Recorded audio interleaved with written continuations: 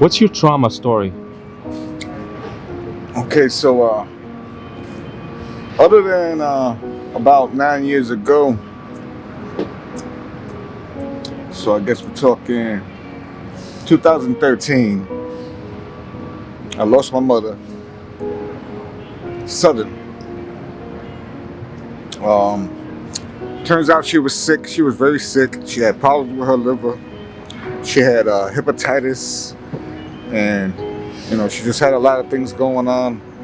And all of a sudden, she also had like with the diabetes. She had type 2 diabetes, and she loved sugar. She loved candy. So the last year of her life, we found ourselves bringing her to the hospital a lot because her blood sugar was high.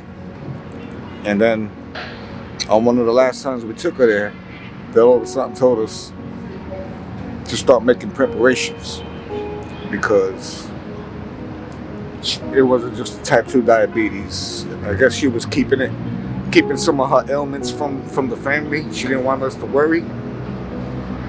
So they all of a sudden told me to start making preparations. And I was like, huh? What? No way. Because my mother was like 4 foot, 5 foot 9, 4'11". But she was the strongest woman I've ever known. And I didn't believe them. I was like, no way, she's good, she's all right. But then I started seeing how her mind, her motor functions slipping. And yeah, pretty much 2 weeks later, she was gone. And I thought that was the hardest thing I would ever have to go through in life. But then just a few years later, my little cousin was born HIV positive because my aunt was very reckless in her youth. And he was the youngest of 5 children. He was on medication most of his life. And all of a sudden he just gave up. He didn't want to take the medication anymore. He got tired of fighting. He fought as long as he could. But eventually he lost the battle. And when after my mother's funeral, I didn't think I would. I never thought I would ever have to go through something as hard as that again. But to lose my little cousin, the baby in our family, and then to see his sister who practically raised him because his mother died years ago. His mother died before he was, like 6, 7 years old. So his sister pretty much raised him. And she tried going to the coffin at the funeral like 3 or 4 times. And she collapsed every time. And that was just so hard to see. I had already gotten over my own pain, what I've been through with all the people I've lost in my life. But to see my little cousins go through that, to see them go through that same pain, and seeing her collapse, it broke me. I never thought I was gonna cry again. And now here I am. And that's my trauma story. Thank you so much, sir.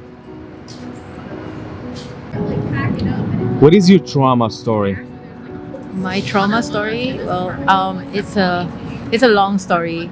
I grew up, like I was born without my dad, so he passed away just a month before I was born. So I think inherited from my mom, like her trauma, because my dad passed away from a tragic death just a month before I was born. So it is kind of like an intergenerational trauma from my mom. And then I lived with her, and then she remarried, and then I was actually abused for 9 years since I was 9, like all sorts of abuse. And then she passed away when I was 17, and I was already on my own since I was very young. Since I was little, I was really independent, and I kind of made myself yeah, I kind of survived on my own, trying to find money and everything to survive. And I went to a boarding school just to run away from home or something like that, just to, get away from all the abuse and everything. But I was abused until I was 17. And after my mom passed, I lived on my own. I went to uni and kind of scored a good school and everything. I survived and I kind of made I made my own life since I was 17, right after my mom passed away. And I've been on my own since then. And I'm 37 now. And yeah, like, of course, in between those years, I faced a lot of other traumatic experiences. I was, abused in relationships and like strangers, like doing all those, triggering stuff on me too. Like even this year, like earlier this year, I started with meeting a healer who actually ended up molested me. And again, that triggered my trauma, and it's been a lifelong process for me to heal. It's really heavy, but it's also very magical that I came from a small town in Malaysia, and really like a really small city, a small state in Malaysia, and I made myself this far. I'm very grateful. I literally just wrote in my journal just now, in like sitting here in New York, this part, like how grateful I am that I am here. I'm very grateful that I get to travel every time and to reflect on life, that there's more to life to celebrate. Yeah, besides all those trauma, of course, I still need to heal and everything, but still, like, there are a lot of things to look forward to, and this kind of gives me hope, and it's always inspiring to come back here and surround myself with, life surprises and everything. Yeah. I'm so proud of you. Thank you so much. Thank you so much I'm for so sharing your grateful. experience. Thank you. Tell me your trauma story.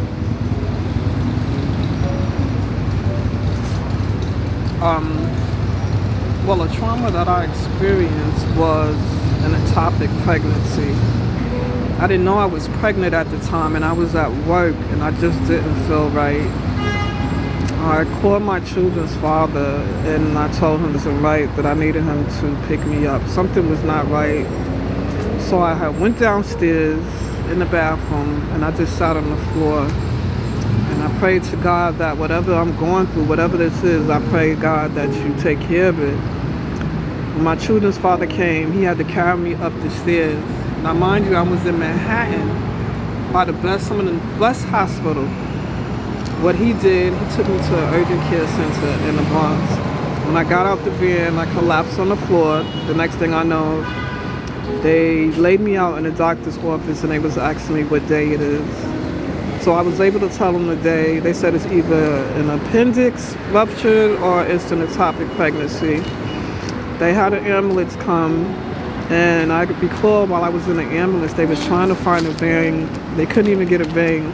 And they was telling me I wanted to go to sleep, but they was like, don't close your eyes. They kept hitting me on my arm. Don't go to sleep, don't go to sleep. I didn't go to sleep.